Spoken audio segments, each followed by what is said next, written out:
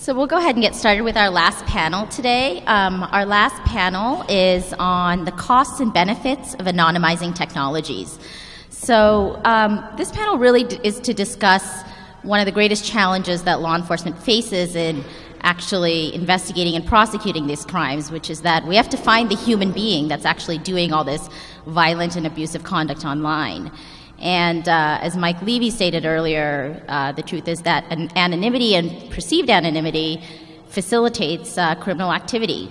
So what, of course, are the benefits of these anonymizing technologies as well?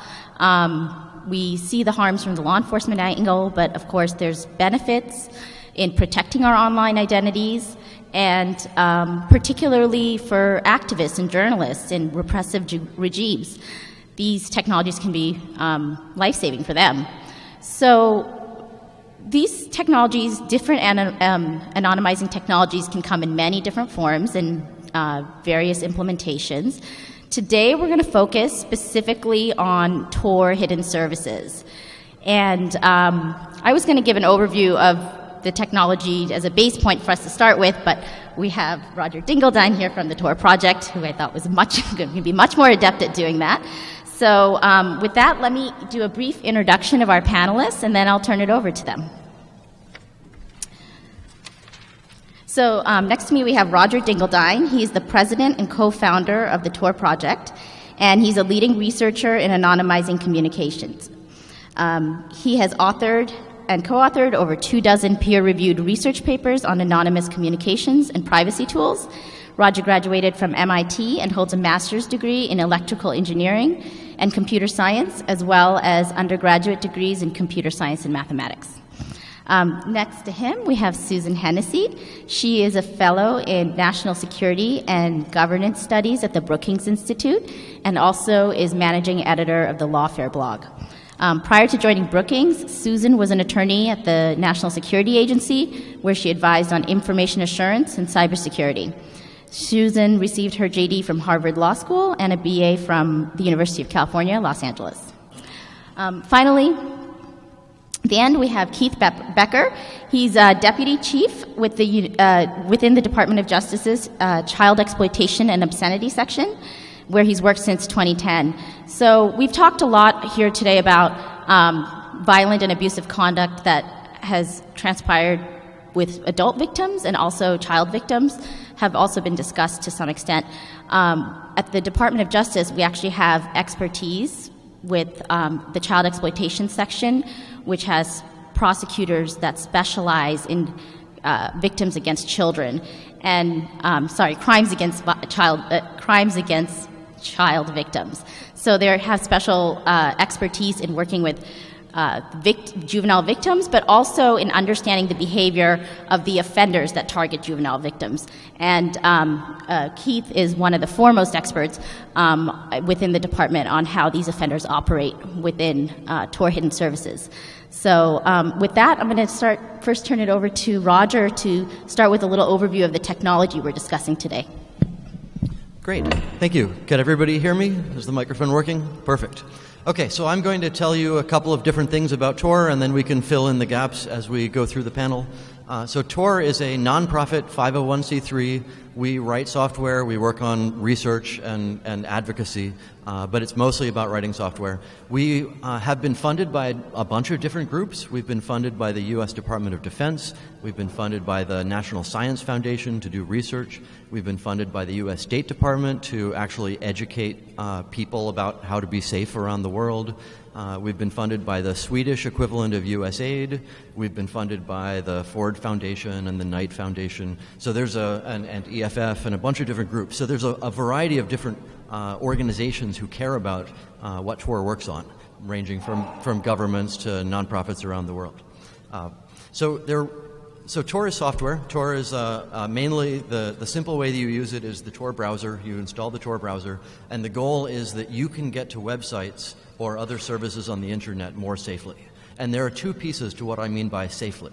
The first piece is the metadata security of where your location is and where you're going. So The fact that I'm in Baltimore today when I'm connecting to Facebook, they don't need to know that I'm in Baltimore today. They need to know that I'm me, but they don't need to know where I am. So there's the IP address level or location level security. And then the second piece is on the browser side, the application level privacy. So if I go to Facebook over Tor and I'm using something other than Tor browser, then I'm going to be revealing a lot more than I expected to them when I connect. I'll have my browser by default will tell them what operating system I'm using and how big my browser window is and what languages I prefer, and they'll give me cookies and I'll keep them forever. So there are two pieces to what Tor does. It's the location privacy, which the core component called Tor does, and it's the application level privacy, which is what the browser does. And you need both of them together in order to stay safe on the internet.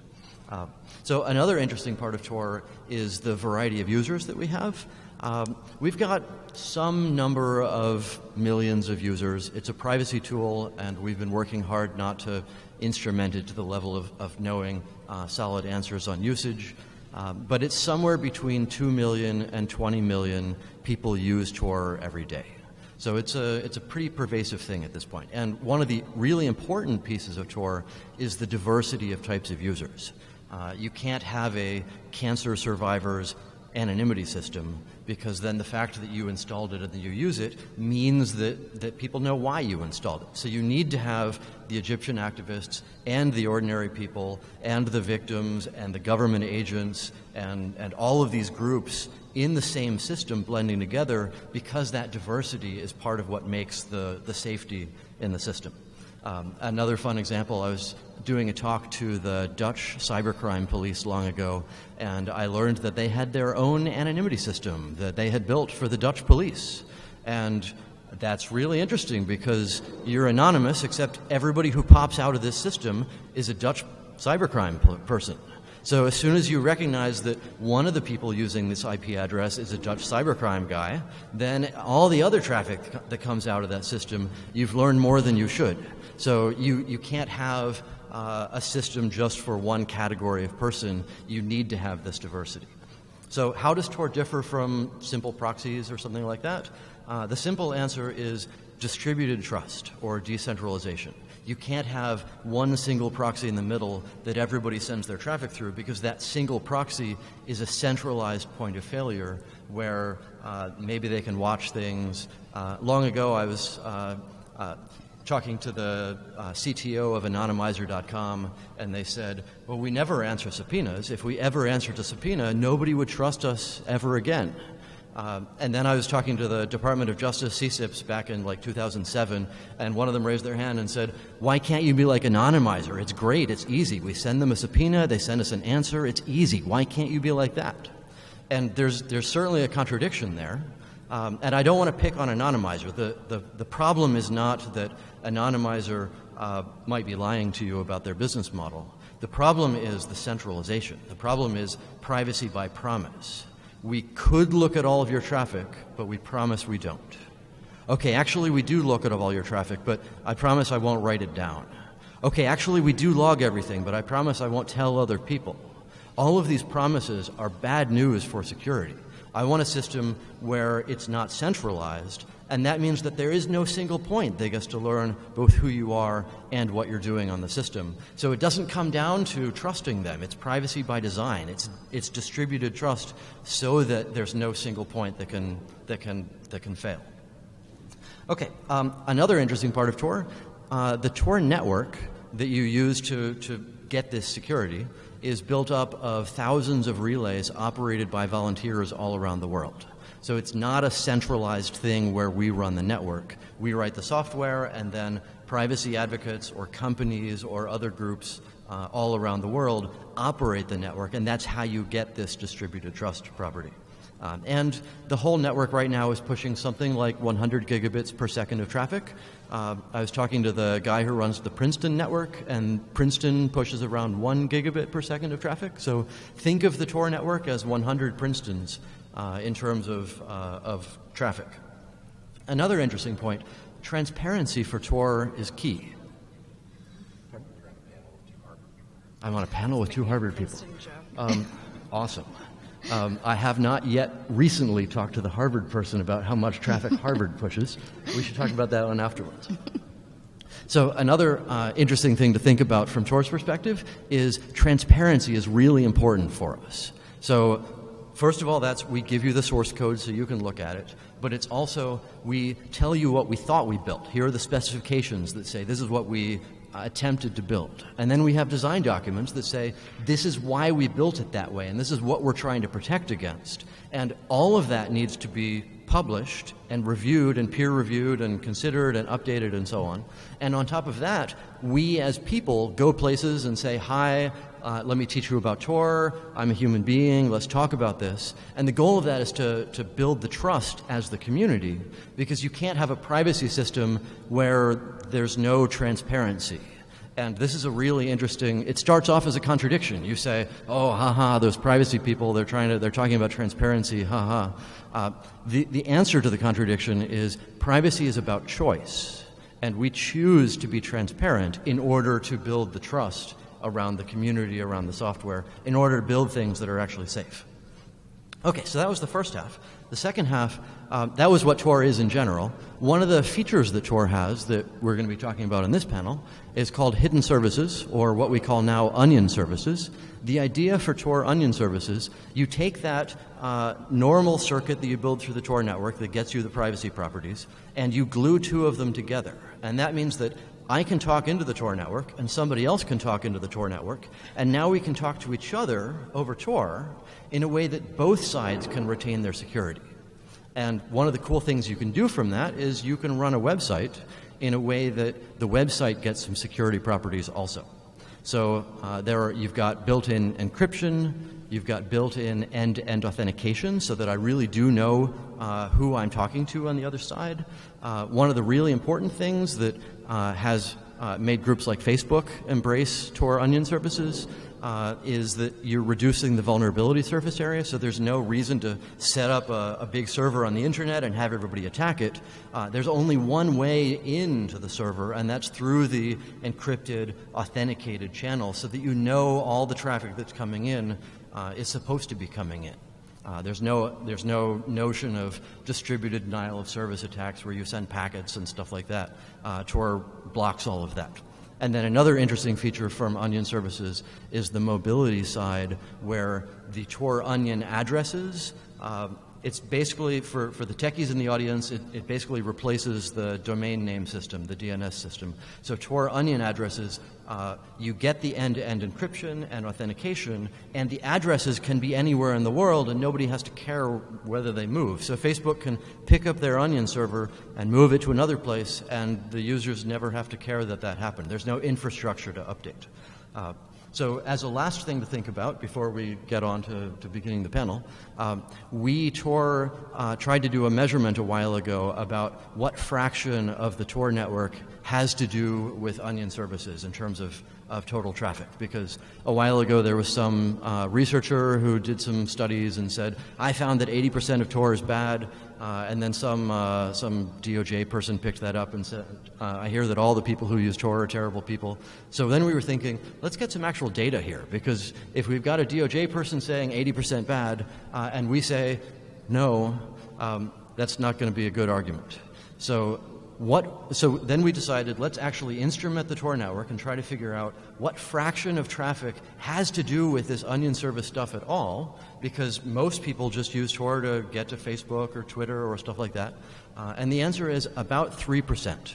About 3% of that 100 gigabit per second of traffic has to do with Onion services at all. The other 97% right now has to do with people just doing website things or instant messaging or whatever it is people do on the internet more safely.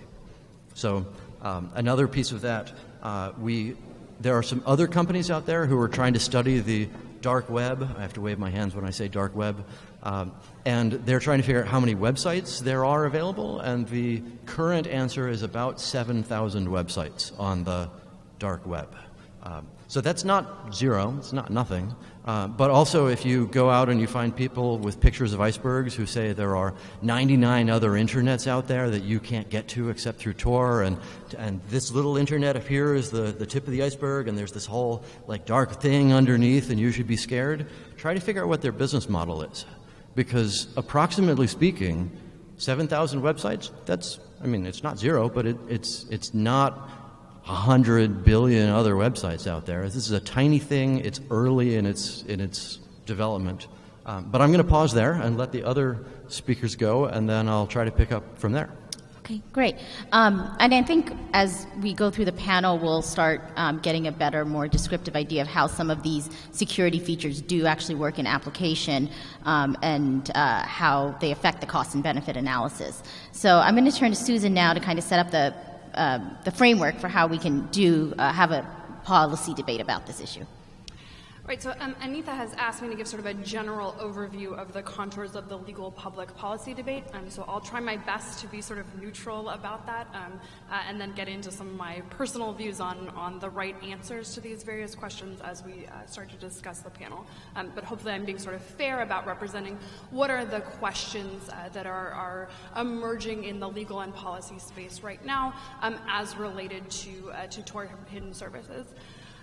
By and large, the most pressing and present questions relate to the sexual exploitation of children. So we know that there are, while there are a limited number of websites, there are very, very large communities that form around these websites that have some particular features that pose real challenges to law enforcement. So the first sort of broad question, and the one that I don't necessarily know the answer to, although we'll discuss it more in depth, is essentially whether or not hidden services should exist. Or the more sort of nuanced or accurate question would be, should the U.S. government participate in funding the existence of these services? Is there some way to get most of the good benefits that Roger just talked about while sort of carving out this especially pernicious area, or is that not possible, right? Do we give up so much good? Is there unintended consequences, sort of what would happen if we didn't have the benefits of hidden services? So that really is kind of the large question. It goes a lot to underlying values and underlying ideology. And then the second and more complex question is really about what should law enforcement do when presented with hidden services. So we know that hidden services exist now. There is criminal activity taking place on it, including criminal activity that is imperative that we fully and forcefully investigate. And how should the FBI, state and local law enforcement be interacting with these technologies? So the primary tool right now, as all of you well know, is the use of network investigative techniques. So sort of attempting to use hacking techniques to de-anonymize or otherwise infiltrate these communities in order to conduct investigations.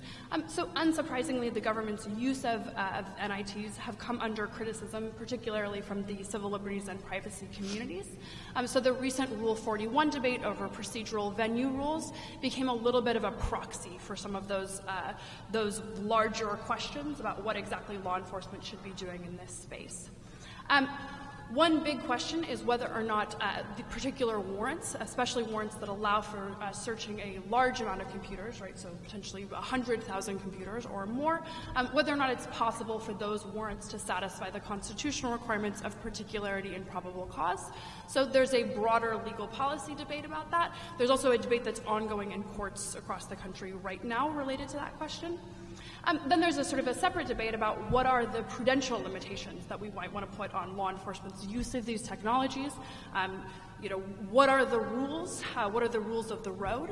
And then a subset, but a persistent and emerging question within that is when the United States government is aware of or develops a vulnerability or an exploit, what is their obligations to disclose it, either to the company or to the public, in order to protect them from essentially criminal use of this vulnerability against them? And these are all related questions. And the answer to one might impact where we fall on the other, but that's kind of broadly the questions that we're facing immediately, understanding that there are much bigger values-based ideological questions that are sort of looming in the distance as well. Thank you, Susan. I'm going to turn now to Keith to kind of give an opening statement on the law enforcement perspective on Tor Hidden Services. Great, thank you, Anitha. Are we good on our mic here?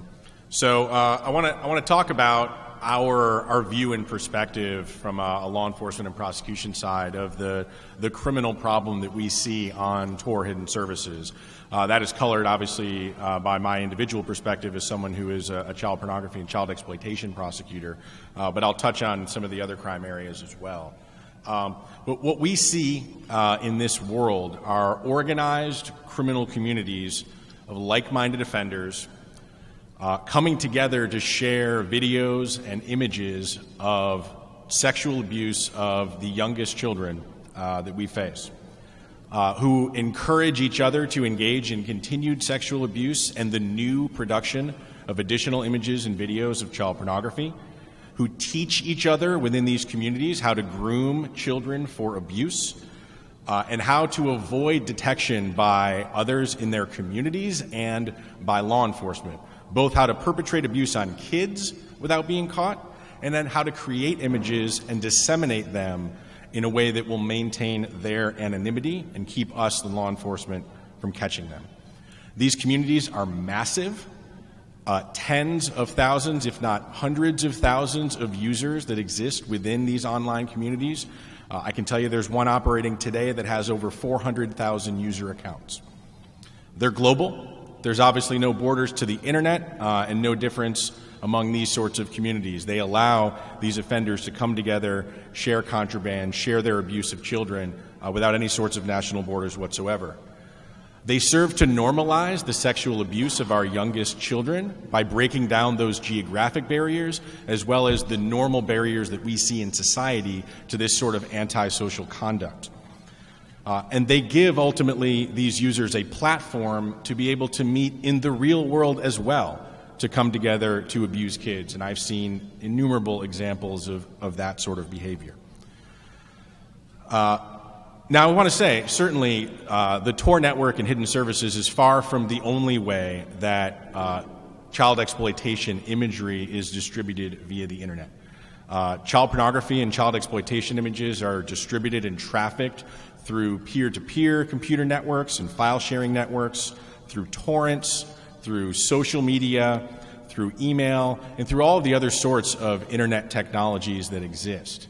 But there is a qualitative difference in the sort of organized criminal activity that we see on Tor Hidden Services versus the child pornography and child exploitation related activity that we see among all of the other internet-based utilities. And that has to make a big difference for us as law enforcement in terms of how we approach that problem. Of course, one of those big qualitative differences that's so stark for us is the anonymity that the Tor network and the Tor hidden services provide to their users. These sorts of networks flourish. They become so large and so open and notorious precisely because of those anonymizing benefits. Now, on the ordinary internet, if you were to create an enormous 100,000 user community called childpornography.com, there would be lots of means that law enforcement could use, ordinary means that law enforcement could use to identify both where the central server for that activity is located, and then take ordinary investigative steps to identify the people behind it, as well as the children who were being abused and exploited. Tor hidden services take away those options precisely and primarily because of one of the factors that Roger brought up, and that is the lack of a DNS system for hidden services. So on an ordinary internet website, we see illegal activity going on.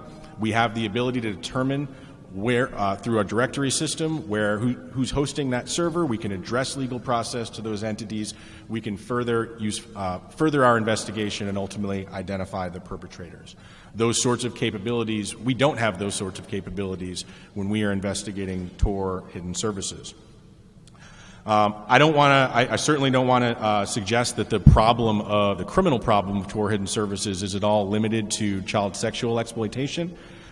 We see other criminal activity flourishing among these sorts of sites as well, whether that means narcotics distribution, so-called dark markets is that primary threat. So narcotics, stolen personally identifiable information, credit card information, swatting techniques, hacking techniques. These markets provide a way for criminals to be able to readily purchase in an open and notorious market the sorts of tools that they will need to commit other crimes against citizens. And that is a major problem and something that we need as law enforcement, obviously, to take very, very seriously. And so, that's what we see as the issue. I think one of the, I think we'll end up having a discussion about metrics, and I'll leave that, I think, for maybe as we start to get into it, because I know we're going to have some sorts of differing thoughts and philosophies on that. But that's the size and scope of the problem, I guess, is the last thing that I'll say before we start to get to our kind of back and forth discussion. And that is, again, that what we're seeing is the sort of consolidation of these very, very large and organized sorts of groups, thousands upon thousands of users who are coming together in a way that we're not seeing elsewhere. We can discuss, sort of about percentages of websites and hidden services and whatnot, but that's, the scope of the problem from our perspective really is massive and presents very, very difficult obstacles to our law enforcement activities. Thanks, Keith. I want to turn it now to Roger to give the other side of what he and individuals in his organization see as the positive social benefits of Tor hidden services. Okay. So there are a couple of different things I want to talk about based on the topics we brought up. The first one, as you say, so what are some interesting examples right now of Tor onion services that are deployed in the world that people are benefiting from? One of the interesting ones is called Secure Drop. How many people here have heard of Secure Drop? I'm guessing 1, 2, okay. Wow, quite a few hands. Okay. So it's not publicized very well out as that name. It is the mechanism by which large newspapers like New York Times, The Guardian, the Associated Press, and like 30 other major newspapers use to allow people to interact with the journalists in a way that they can talk about, bring forward information, things like that, while keeping their own safety. So it's basically a major way these days that large newspapers are getting really interesting stories and tips in a way that people are actually willing to come forward safely. One of the interesting themes we're going to see again and again is when these things are working, you don't hear about them. So it's not like the New York Times says, it is because of our onion service through Secure Drop that we were allowed to publish that article. So that's something that we should keep on thinking as we go. Compare that to the FBI tip line, where you go to tips.fbi.gov, which is run by Cloudflare. So actually Cloudflare is paid by the FBI to man in the middle of their tip line. So Cloudflare gets to see all the tips first and decide whether the FBI gets them. That's a discussion we can have afterwards. Drives me nuts. Another interesting example of onion services is a tool called Ricochet. It's not a website. It's not I want to hide my website, how shall I hide it? Ricochet is a decentralized instant messaging service. So it's kind of like Jabber or iChat or all these things, except one of the big problems with Jabber is there's a server somewhere. So Jabber is otherwise known as XMPP. It's the protocol that Google Chat uses. So a lot more of you are using Jabber than you think, just not by that name. The problem with Jabber is there's a central server that has a list of all the users, and it knows who's talking to who and when and who your friends are and stuff like that. In the Ricochet world, every user is their own onion address. So I have a list of my friends who are their onion addresses. I don't have to know where they are. That has nothing to do with talking to them. And I can talk to them directly over the Tor network in a way that there's no middle. There's no, you're worried that like AT&T will start spying on things or the French government will break into AT&T and take their database and learn who's talking to who. There's no middle. There's nothing to break into that can put the entire network at risk. So the goal of Ricochet is it's a communications mechanism where every user can take their security into their own hands in a way that there doesn't have to be a thing to attack. There's no like obvious central surface area. So that's something that's very different from a website, and I want to hide my website, that is enabled by tools like onion services. Onion Share is another fun one. Imagine you're a journalist at The Intercept, and you just got a big PDF document leaked to you by some leaker, by some whistleblower, and you want to give this large PDF to the journalist sitting next to you. How do you do that? Do you email it to them? Probably not. Do you put it on Dropbox? Probably not. Do you put it on a USB key? USB keys are bad news these days. The answer is you use a tool called Onion Share, which spins up a web server on your computer for that one file, and it gives you a URL, and you send that securely through instant messaging or whatever to the person who needs to download it. They fetch that one file, and then the web server disappears. And now it's not like a website.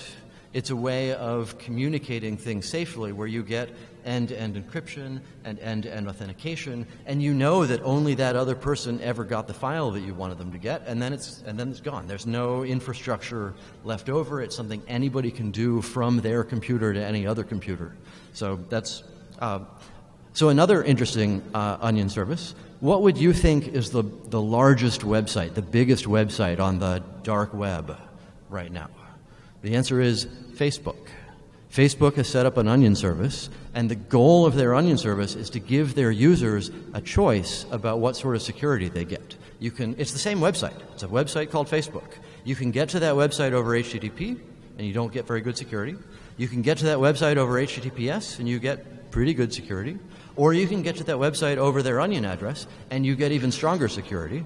And Facebook has decided to let their users choose how much security they want to get. It's a usability security trade-off. And for the users who care a lot, they get to do the Onion address. Now, the next step for Facebook, a while ago they added a feature in Facebook Mobile where if a Tor client is installed on your Android system, Facebook Mobile will automatically notice that and say, hey, do you want to be sending your traffic over Tor? The reason they did that is they were worried Egypt was about to block Facebook. And they said, oh crap, what do we do if our entire Egyptian user base can't get to Facebook?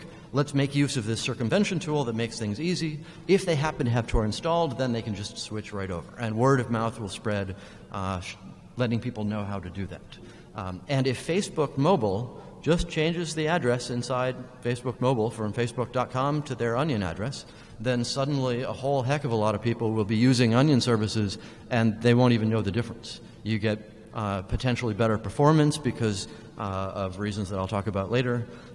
Another interesting piece of the Facebook side, they're not big on publishing numbers, but they did publish that in the month of April last year, 1 million people logged into their Facebook accounts over Tor.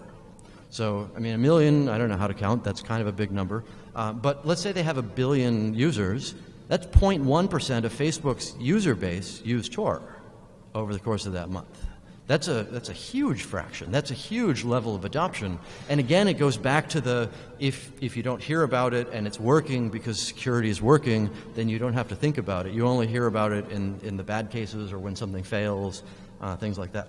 So at the risk of not adhering to the, awesome. Let's do it. Carefully panel. No, please go ahead. Yes. A few points of clarification.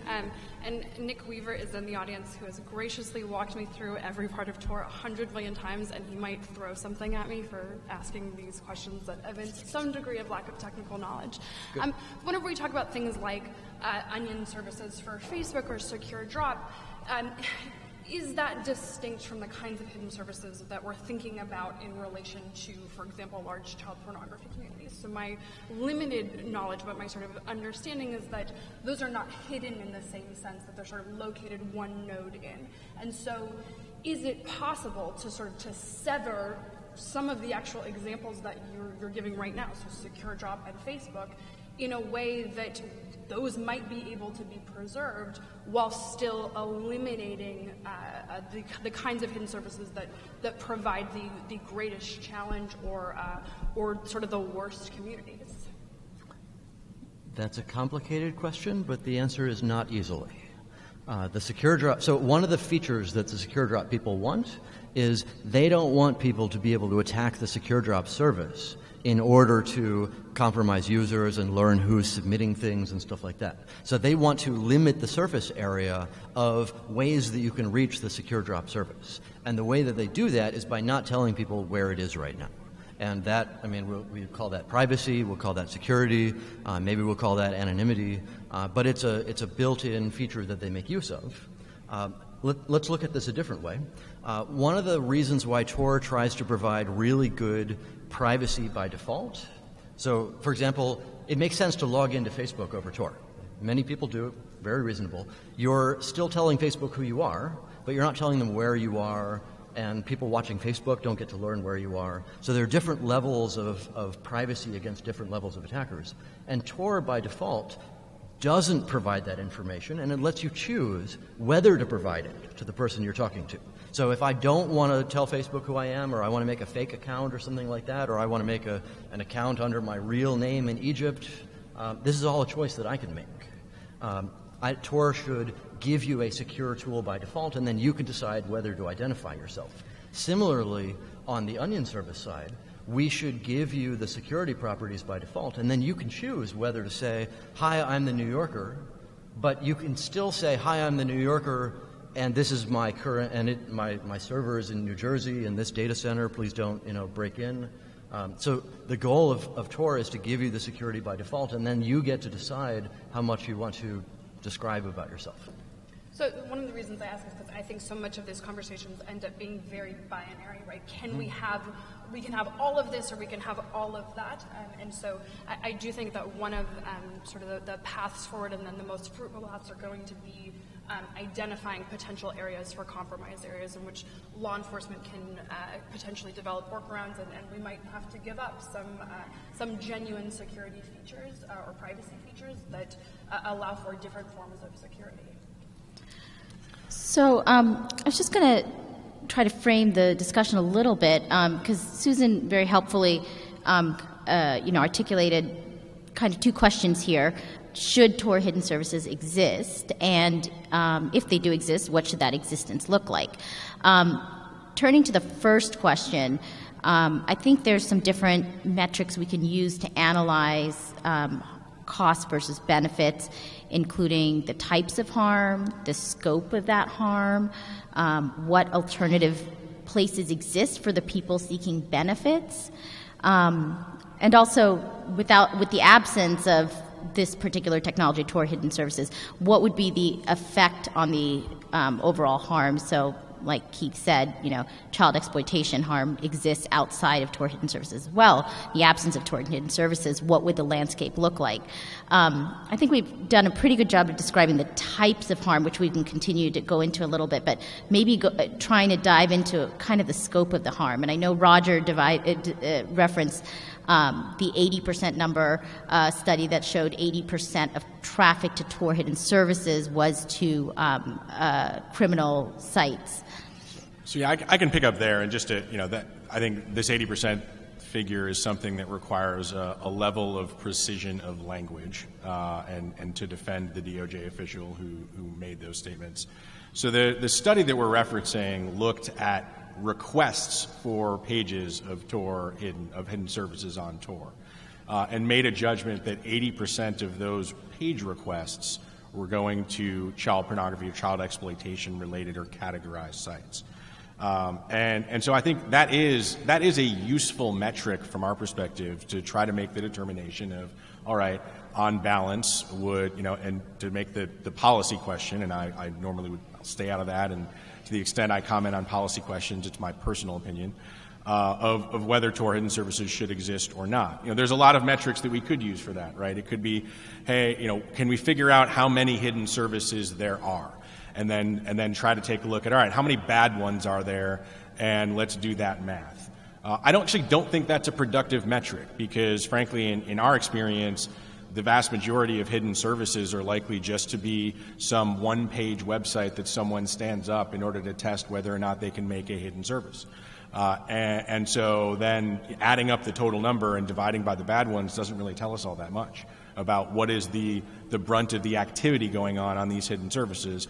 I also think it's probably most useful to cable our discussion to what I'll call the true hidden services, i.e. the ones that are trying to hide their server location, because those are the ones where the criminal activity is going on, not at the secure drops or the Facebooks, but the ones that are purposely and for reason of avoiding detection, hiding their server location.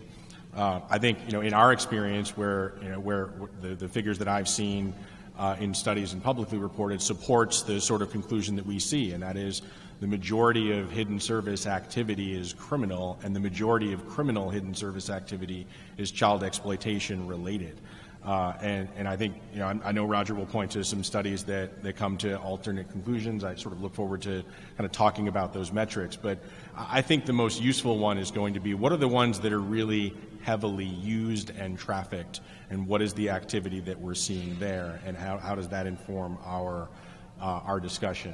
I think one other important metric to keep in mind is exactly how do our offenders, and this is a bit particular to child exploitation, perpetrate these crimes within their own criminal communities on Tor hidden services. So one metric might be, all right, where's all the child pornography in the world stored? And there are some studies and metrics that you can look at. All right, where on the internet do we find child pornography images and videos? That's also not a helpful metric in order to determine how bad are hidden services related to child exploitation, because of the particular way that our offenders commit their crimes. And that is, they don't use hidden services as a repository for digital images and videos. And I think, Roger, as you'd acknowledge, that'd be a bad idea from a user perspective, because Tor, although it's much faster than it used to be, isn't really quick enough that you want to be downloading extremely large files like high-quality images, like lengthy videos of child abuse through the Tor network. Our offenders know that. They store their child pornography images and videos securely and encrypted on servers that are unfriendly to legal process. Or they stick them on Google Drive and Dropbox. Or they might. And then they direct, within their communities that exist on Tor hidden services, they direct their confederates to those locations and give them the passwords and the encryption code that they need to actually be able to get that contraband. And so, I think also looking at, hey, is there a lot of child pornography on Tor versus on other places of the internet, also not all that helpful. So. One other thing, sort of way to think about the types of harms that we're seeing is the nature of the abuse and the correlation and causation relationship. So it's incredibly difficult to get any kind of granular data on this stuff. You're pulling it from lots of different sources. It's hard to know what's, large amounts of this data is potentially duplicative. But one potentially sort of helpful metric, and one that I think is particularly troublesome, is the trends that we're seeing within child exploitation material. So it's hard to sort of measure what is the worst of the worst. I mean, we're already talking about just abhorrent things. But there are a number of independent sort of metrics that are indicating two pretty disturbing trends. One is that child abuse victims are getting younger. I've actually heard numerous law enforcement officials say that at this point they actually expect that trend to bottom out because kids just can't get any younger at this point. That's the nature of the material they're seeing. The other is an increase in violent or masochistic or egregious content. So the way that we have numbers to support that there are these broad trends are both from the National Drug Intelligence Center does these law enforcement surveys. Those surveys tend to support the fact that these trends are increasing and increasing more and more rapidly over time. U.S. Sentencing Commission data seems to be supporting this as well. So we're seeing additional increases in sentencing enhancements based on the particular types of materials. Now, this is all proxy, right? It's not quite the pure measurement you might do if you could do a controlled study. It also doesn't necessarily tell us causation. One, I think, quite reasonable theory is that whenever you create these communities, you have trends towards normalization, the spreading of knowledge, and actually encourage more abuse and abuse of a more serious type. And so one of the things we need to think about whenever we think about how are we going to manage the problem of these communities or address the problem of these communities is, can we do it in a way that is disruptive to those trends? So is there a way to if what is driving it is a sense of security, right? I have this community and I feel safe to say these things or to produce these things. Is the most effective law enforcement tool going to be attempting to target that sense of security, right? Having officials make comments in public spaces, being more public about successful operations, letting people know, hey, you think you're safe here, but you really aren't. There are costs to that. There are costs to that in terms of the individuals who are using it for positive, beneficial reasons. But those are the other ways we need to start thinking about how do we think about the qualitative harm in a place in which, frankly, we probably aren't going to get really great statistics that we can draw sort of conclusions of the type that we would like to underscore most policy decisions. So I've actually was a prosecutor within CEOS before I joined CSIP, so I've had the privilege of being in both sections and got to work with Keith at the end of my time there. Keith, one thing I think that would be helpful to share is kind of when I left CEOS in 2012, I remember we were just starting to see the first of Tor hidden services in the child exploitation world. Would be helpful for maybe to provide a landscape of kind of the evolution that you've seen in your work as a child exploitation prosecutor over the last 7 years or so.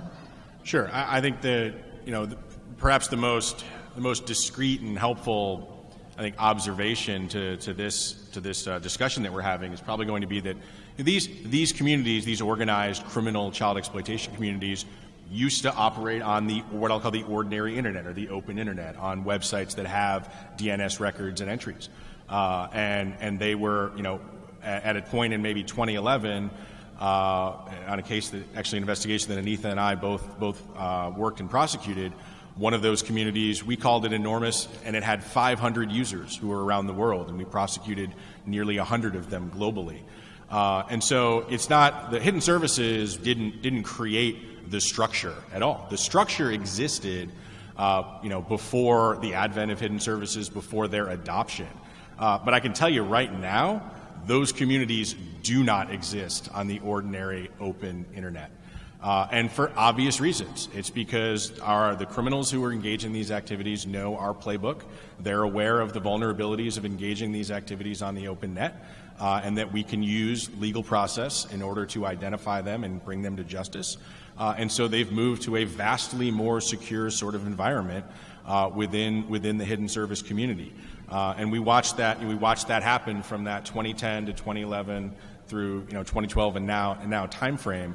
That those open internet websites simply just fell off the map and were either actually moved, i.e. under the same actual name, and then have just sprouted up on Tor hidden services really exclusively.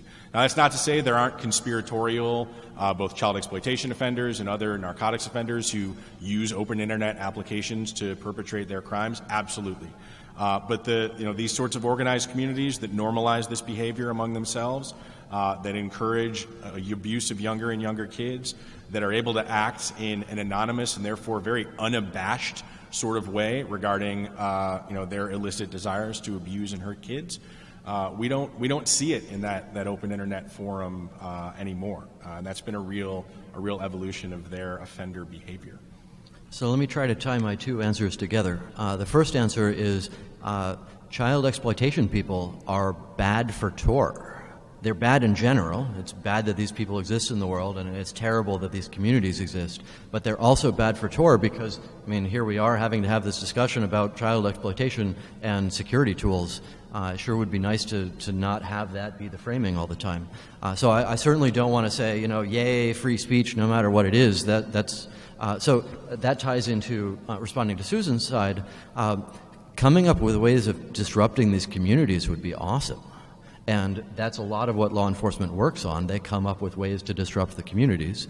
Now, we should talk about what those ways should be and which ones are socially acceptable. If you give the FBI the ability to break into all the Windows computers in the world, and then there are side effects of these things, and that's something we should talk about. But coming up with ways that we as a society decide are okay to do that, to break these communities, thumbs up. Let's find ways to do it. And that ties to the other side, the metrics discussion. So there are some other groups out there who've done other metrics that show that child exploitation is less than half or 0% or anywhere in between of Tor onion services. But I agree, I don't want to focus on the metrics. Let me give you an example where amount of use doesn't matter as much.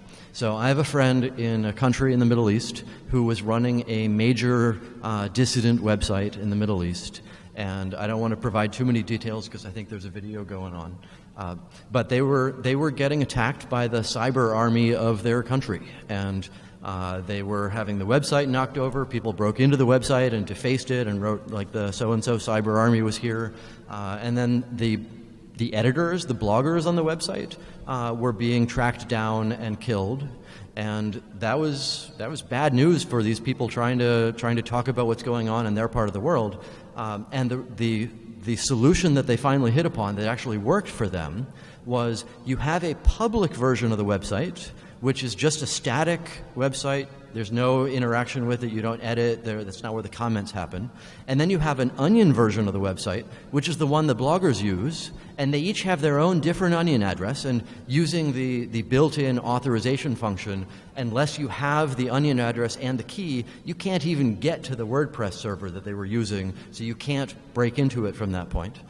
So that means that people can still read the website, and it's hard to break into the public one, and the correct bloggers can still edit the website and post things and so on, but the 20 people who were posting blogs to this major political party website didn't have to be identified as that.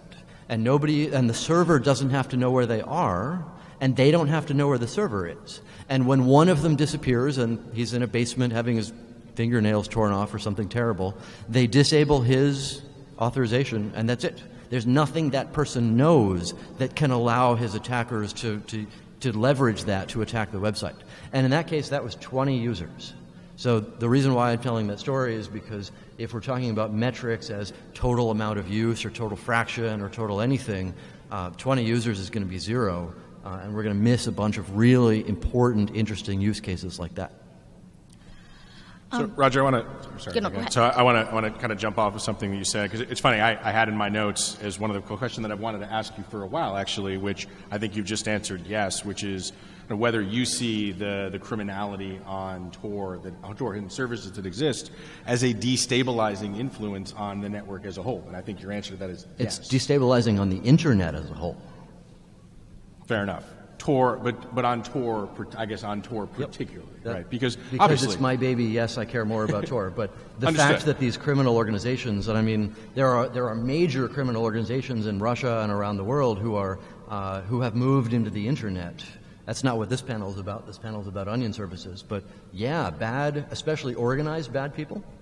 That's not good. So I guess I want to then pivot that into a question of. I guess a two-parter. So let's say one, let's cut back to metrics for a second and say if we forget about percentage of use or percentage of sites or whatever, and just say I'm going to give you a hard number, and the hard number is 50 right now, and that is that we as a law enforcement community could identify for you 50 onion services, 50 hidden services, currently of the type that I've been talking about that are these organized sorts of criminal networks. Is that enough that it should make a difference in terms of Tor's assessment of the value of hidden services? And then as a corollary to that, understanding the potential destabilizing effect of all of this criminality, what does the Tor project do to try to mitigate the harm and criminality on Tor hidden services? Great. Okay, so question one, is this stuff worth it? How do you measure these things? So the main answer that I have right now, so I wrote the onion service code back in 2004, and Tor is a small organization. We paid a lot of attention to the anti-censorship side of things because we were a major part of the Egypt and Tunisia and Iran and so on world a couple of years ago.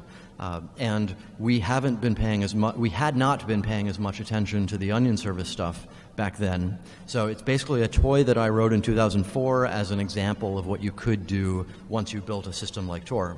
And so it's really in its infancy. There are some interesting use cases I was talking about. There are some interesting bad cases that Keith is talking about. There are a couple of things on the near-term horizon that I find really fascinating. Like Facebook has embraced onion services. I've been talking to people in major U.S. government agencies who don't want to be named yet, but they're rolling out onion services. I was talking to a major Internet of Things manufacturer who wants to basically use an onion service for their refrigerators or sprinklers or security systems to be able to have security when they're interacting with the thing that's going to get them updates. Or, I mean, when my car is coming home and I want to tell my security system that I'm coming home soon, who needs to be involved in that? Does Amazon need to know that I'm driving home right now? So there's a bunch of interesting future things that having more secure communications will be really important for.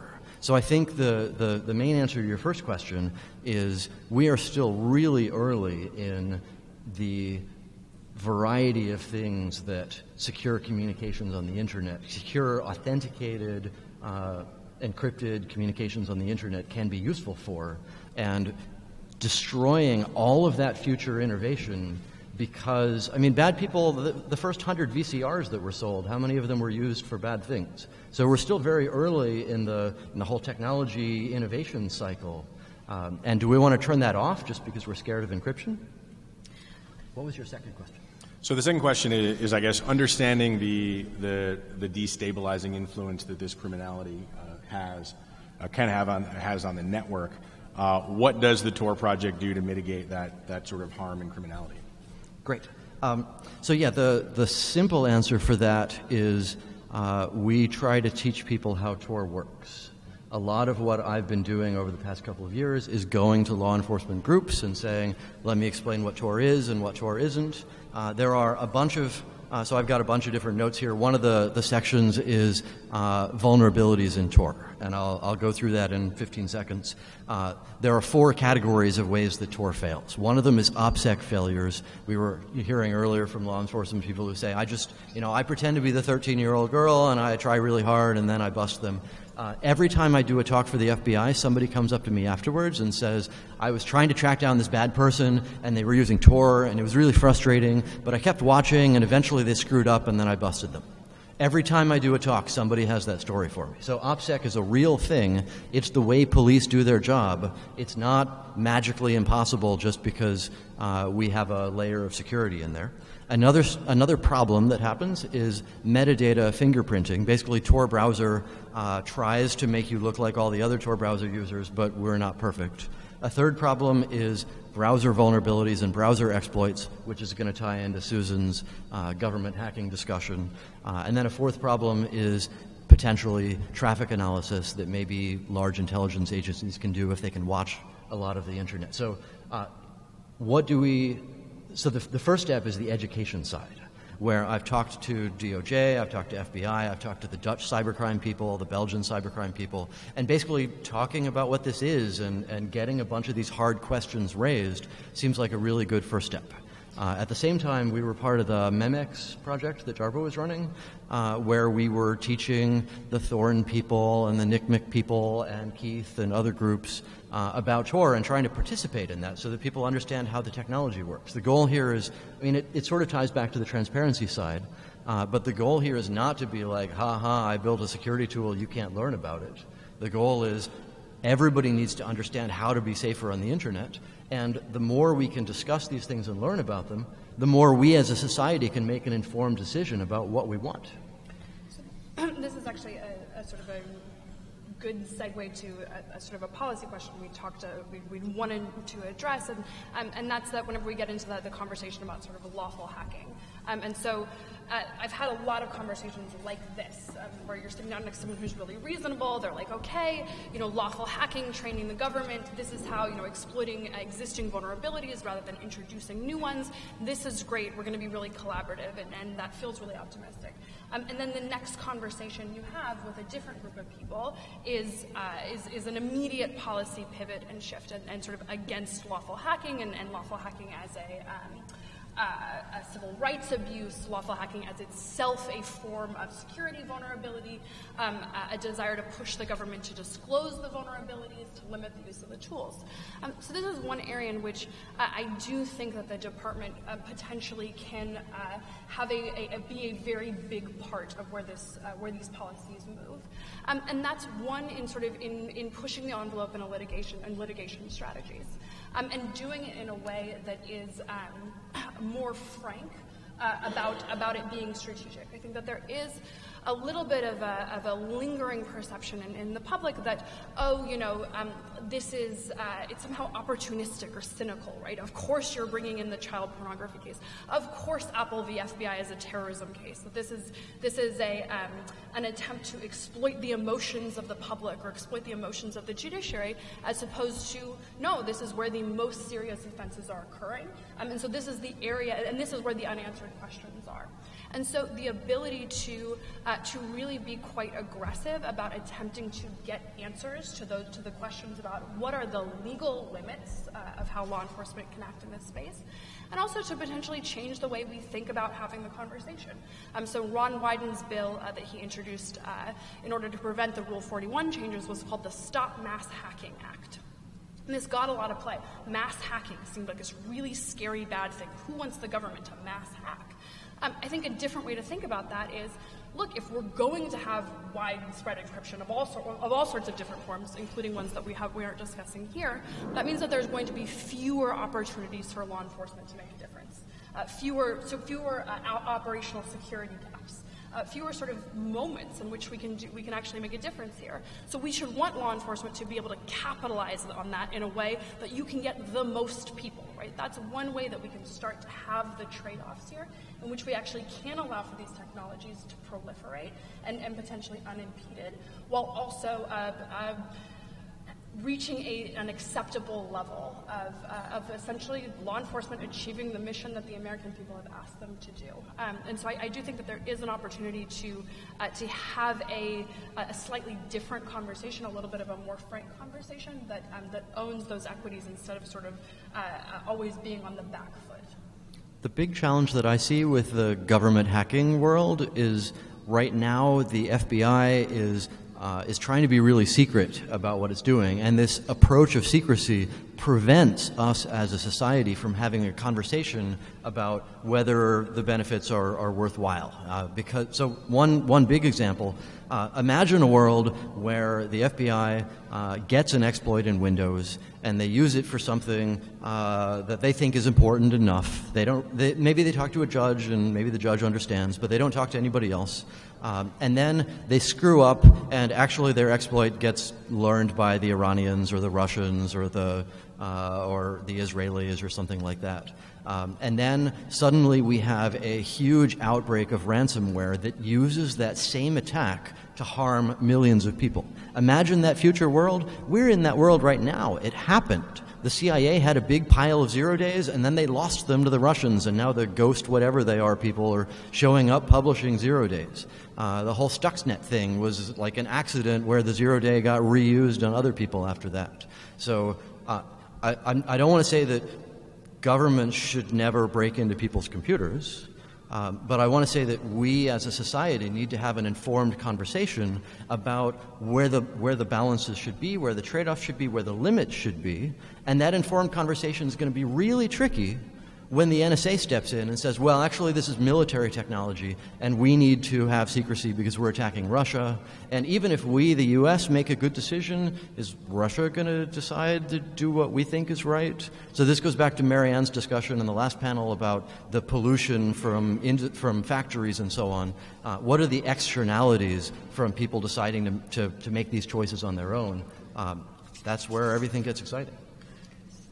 I think that's one of the reasons why it's useful to anchor the conversations in specific offenses, specific mission sets and agencies, and really to ask ourselves, are we currently in a tolerable situation? Is this a situation where the government is discharging the function that the American people have asked them to do? And if I would say my answer with respect to child exploitation would be we're not. This is an epidemic. We really are in a crisis currently, in an international crisis as well. And if it is not a tolerable situation, start coming up with the trade-offs that we're going to get to sort of move that needle back to someplace acceptable. So I wanted to just point out that, you know, the vulnerability disclosure aspect of this conversation that, you know, we've discussed, that's really a different area that, you know, I think we should probably try to stick to what we're talking about today, which is like the cost and benefit analysis of Tor hidden services specifically, and kind of going back to that, you know, moving to that question of Tor hidden services does exist. We want to, we, as Roger acknowledged, we don't, you know, it's destabilizing to have these criminal communities on there. And I think, Roger, one of the things you had said was you're going out and teaching a lot of people about how Tor works. How do you see that, and you're helping law enforcement see how Tor works? How do you see that as addressing the root issue of ridding out or trying to rid out the abuse on the that's happening on Tor hidden services? I guess there are two pieces to that. The first piece is if there are law enforcement people who don't know how the internet works, they're screwed. They're not going to be able to do any of their job. And so part of what we as society need to do is get our people whose job is to attack that problem up to speed on how these tools work so that they can make responsible decisions about how they want to proceed. It's not my job to do law enforcement activities on the internet, but there are people who want to do that, and they should have the information available to them about how these tools work and how the internet works so that they can proceed with doing the right thing from there.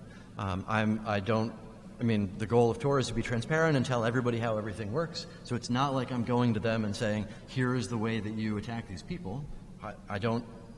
When I know of ways to attack people, I fix them, but explaining what the general landscape is, having that chat about browser exploits and 0 days and whether that is a responsible way of proceeding is a really useful thing that we as society and you as law enforcement should be discussing. That's a first answer. A second answer is I think the long-term solution is not to focus right now on the tiny fraction of good uses and the tiny fraction of bad uses and get caught up on making a scale out of those. We need to grow the set of people who are benefiting from security on the internet, not just from the Tor world, but I mean the people rolling out end-to-end encryption, people rolling out encryption by defaults on phones. All of these ways that are making society safer are benefiting millions, hundreds of millions of people more. So I think that the long-term fix for onion services is to let that innovation side grow where Facebook embraces it, Twitter embraces it, Amazon embraces it, the DOJ and the FBI embrace it. And at that point, there are so many more good uses of it that ordinary people are benefiting from, sometimes when they don't even know about it, that it becomes a commonplace thing. I mean, we could have a panel here on whether Twitter should exist, but we're past that. So I guess the question I would pose is, you know, I think that's probably an easy question to answer. It's an easy proposition when you grow the base of the good that's happening from something. But when you're talking about the specific type of harm that's happening here, you know, as Keith proposed, 50 websites of child exploitation material describing and doing the activity that Keith had described earlier.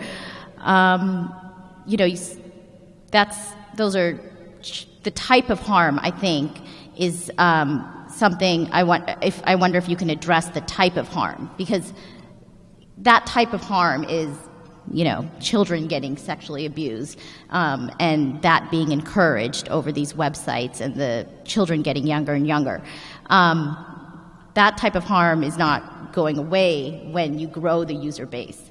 So what role do you see in Tor in growing that user base, the good that you can get from it, and seeing if you can continue to get those security benefits and of the positive benefits, and is there a way to, as Susan articulated earlier, carve out the bad parts? Let me kind of just amplify that question a bit. So, we've heard from some industry representatives through the course of today, and I'll use Microsoft as an example, right? A software company of very broad import, lots of associated business reasons or missions or whatever you want to ultimately call that. Not at all a part of their core business to be facilitating any sorts of criminal activity or certainly child exploitation. Inevitably, it happens along their networks.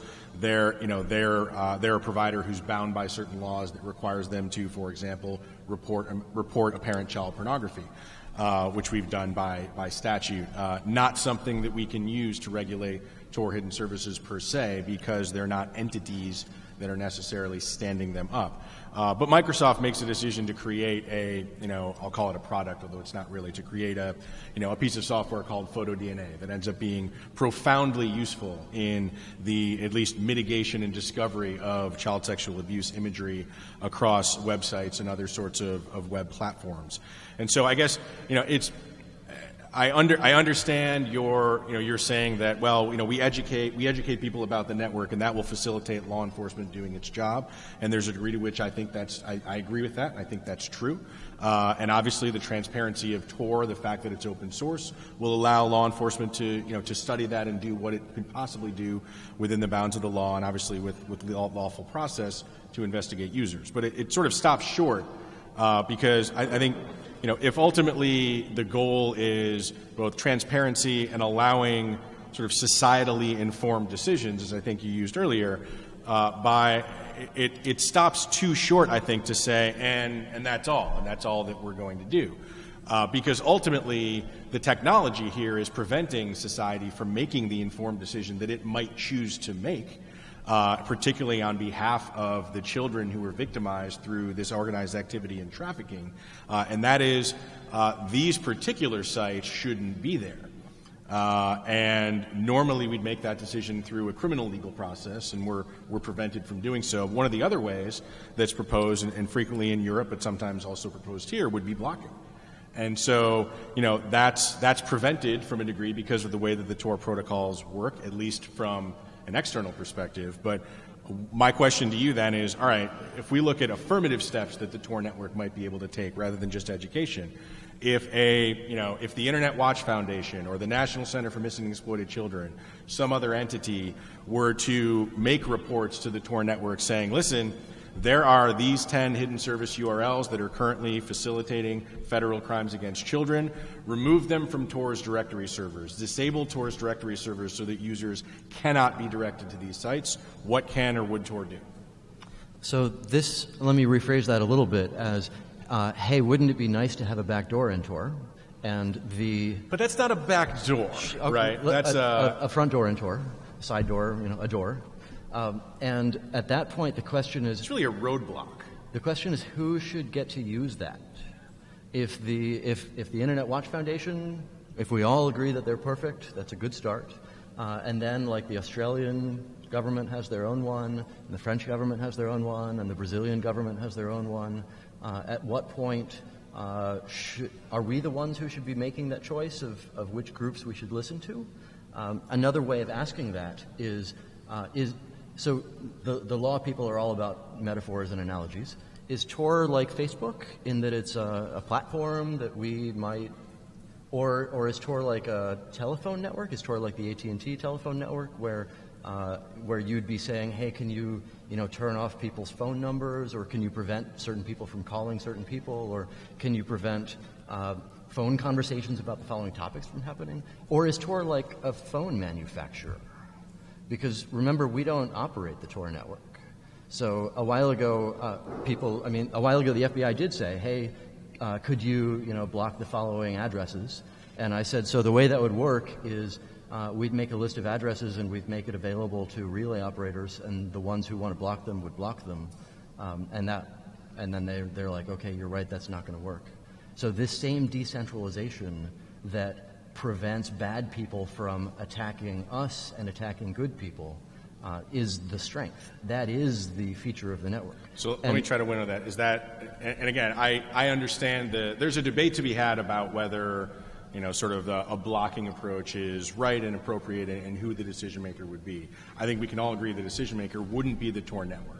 And so let's assume that out of the picture, right? So, there's statutes that are passed, the government has decided that there's a means of doing this. If we set that discussion aside, my question's about technical feasibility, in that assuming that debate has been properly had and ultimately winnowed, would Tor's position be it's not possible? I don't see how we can set the political discussion aside, because But a little bit, I'll push back on that. Look, companies comply with the laws of the jurisdictions in which they operate all the time. We see right now we don't comply with the laws of Saudi Arabia. They want to censor all sorts of things. But you don't operate it.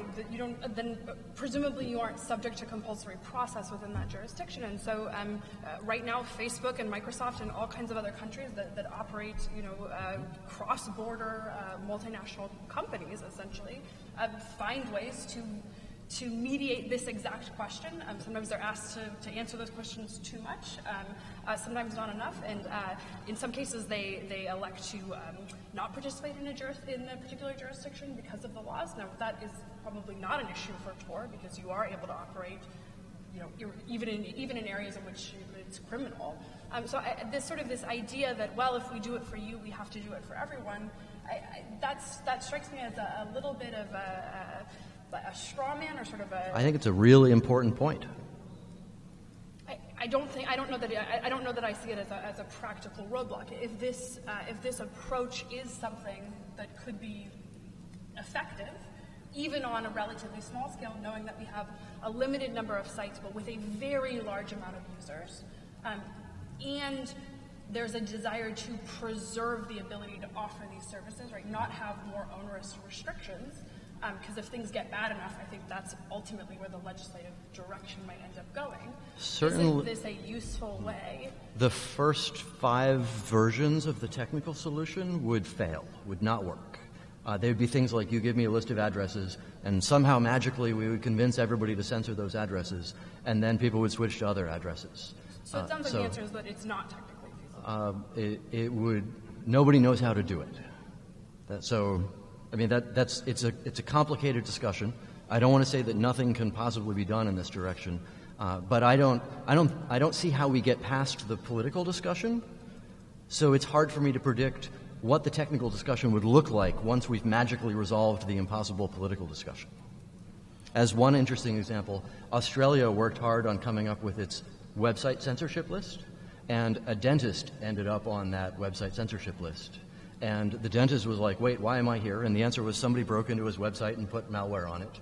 And Australia had never thought about some mechanism for removing people from their censorship list.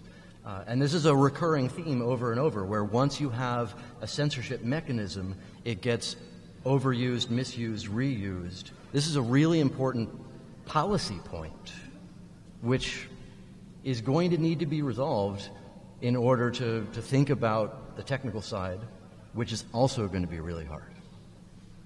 I guess I know we're sort of running out of time. I would just suggest that, to me, it actually does seem like the logical order is to start thinking about plausible technical solutions, particularly lawful plausible technical solutions, first, and then determining what's within the realm. I could simplify it by saying, no, that's not possible. I mean, we'll talk a lot more after this, but there are no straightforward ways of doing what you were describing. And let me answer another question that Keith had from way before. If we remove Tor from the world, these people would move elsewhere. And the good people who are benefiting right now from Tor would not have as many options. The challenge we have right now is, you can think of it as a double-edged sword where, you've got the good, you've got the bad. We need to just, they're basically even, which one should we choose? But the reality that we live in is that the bad people, I don't want to talk just about the folks we're talking about on this panel, but the terrorists and the drug dealers and so on, have a lot of options for communication because it doesn't have to scale as well as Tor wants to. It doesn't have to be as transparent and so on. I talk to a lot of law enforcement people who say, but what about terrorists? what about terrorists and Tor? The very short answer is terrorists aren't using Tor. They've got other options. And the reason for that, imagine scenario one, I want to build a tool that works for millions of people, and it will work for the next year, and I can tell you all about it. That's the Tor job. Scenario two, I want to build a tool that works for 20 people for the next 2 weeks, and I won't tell you about it. That's the terrorism job. There's so many more ways of solving scenario two than scenario one. So another way of phrasing that is the bad guys have a lot more options than the good guys in terms of ways of being safe. And the child exploitation topic is a particularly messy one because there are so many different people who have different approaches, and we could legitimately argue about whether that one's true. So I'll pause while we... we're going to get to... I'll just offer, if anyone has a question, we didn't set aside formal time for Q&A, but please feel free to come up if you have a question, and in that time I'll let Susan and Keith both give some closing thoughts before we end. Sure. I guess from my perspective, the problem is in the here and now. And a network that's actually a teenager as of now. The here and now problem is real. It's massive and it's global, and we need the solutions to that right now. And the reason for that is because while there may be more good people may or may not continue to use these sorts of anonymity networks and technologies in the future, I allow that's absolutely a possibility. But we can't discount the abuse and exploitation that occurs at the moment, and need to find good and productive and lawful solutions that allow us to investigate, to enforce our laws, and ultimately to find justice and to support. And I think this is the thought that I'd probably close with, to support the privacy of the kids whose abuse has been commemorated and disseminated. That is a privacy interest that our criminal law protects, and that we need to enforce. I see we have a question. Do you mind if I take the question? Okay, go ahead. Well, first of all, I want to thank everybody on the panel. I'll make this quick. Roger, is it basically your view that you would be willing to exchange, in order to have perfect privacy, that you would be willing to allow for just a large amount of criminality that just is not solvable, every year, horrific criminality, including child exploitation, whatever, that's just not going to get solved because at some point you would have absolutely perfect privacy? This notion of perfect privacy is confusing to me. Let me map your question onto the Apple encryption discussion. Would we as a society benefit a lot from having everybody who has a mobile phone be more secure using it?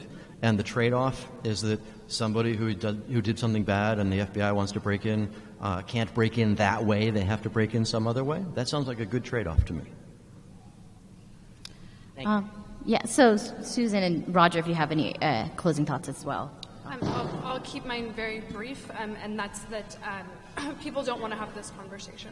They don't want to talk about the particulars of child sexual exploitation. People in Roger's position don't want to talk about the particulars, and I appreciate his willingness to engage on it today. Members of Congress don't want to hear about it. They will stop you in the middle and say, I don't want to hear about this. It's painful to listen to. It's uncomfortable. I think there is an instinctive human revulsion to talking about this particular type of harm, these particular types of abuse. This is the conversation we have to have. The terrorism conversation is the easier conversation. The drug conversation is the easier conversation. Law enforcement's going to use it to do tax IRS offenses if we do it. That's all easy conversations. There is one painful, difficult conversation that comes down to value choices. And we should be sort of members of this group and people who work in this issue space, I think, should be louder about demanding people like our elected representatives take ownership of the positions that they're advocating for, and really are willing to confront this in a more direct way, because that is the only way we can come to any kind of acceptable solution here. I just want to throw in a few more hard problems because we don't have enough. Some of the contradictions that I was taking notes on before. if people compromise bad people, if you break into bad people's computers, it's just as easy technically to break into good people's computers. So this is a challenge that we have where it's not like you can make it so bad people are more vulnerable than the good people. Another challenge that we have, the bad guys work harder than the good guys. So, I mean, we were talking at lunch about, the 13-year-old girl that from the original panel. She's probably the one who works the least hard on security. So we have a problem in general about how do we keep people safe when it's the ones that are harming society that are working really hard to be safe. Another side of that, as I mentioned earlier, there are a bunch of different ways to be bad and a bunch of different tools and mechanisms and so on to be a criminal, and far fewer ways to be safer and secure. If we make Tor stronger to protect the good guys, then we make it stronger against everybody. So, for example, if we make the Tor browser really hard to exploit and we resolve the government hacking side, then everybody is safer. Yay! But we just closed off another avenue that society might think is worthwhile. So that's another challenging trade-off. And then the last one, we should think about this in terms of power imbalances. Right now, from Tor's perspective, the people who have a lot of power, they're doing okay. They don't need security as much, whether that's governments, whether that's the mafia. Whereas I think Britain mentioned in her panel that they made recommendations about dissidents and journalists, making sure that you consider them as users. People like dissidents and journalists have the least power and need the most security. So tools like Tor, I mean, we were thinking earlier from, I think Keith said some phrase while we were planning this, like the worst of the worst. Tor also has the best of the best. So this is certainly a challenge that we need to keep working on. Thank you all for your very knowledgeable takes on the subject today. I didn't expect us to come to a full resolution, but I did write down a couple points that I think we can all agree on as we move forward in this conversation, which is that we all acknowledge there are harms that happen over Tor hidden services and benefits that happen over Tor hidden services. And I think we all acknowledge that the criminal activity that is happening over Tor hidden services is bad for Tor. So I think that is a point of agreement that we can use to further this conversation as we move forward. We'll just take a couple minutes break while we get set up for our final keynote address. The introduction of Deputy Director McCabe will be from Richard Downing, who is our Deputy Assistant Attorney General in the Criminal Division, who oversees both the Computer Crime and Intellectual Property section and the Child Exploitation and Obscenity section. So he will come and introduce Deputy Director McCabe. And I understand Mr. McCabe will be taking a Q&A at the end, so if you have thoughts during his speech, please feel free to come up. All right.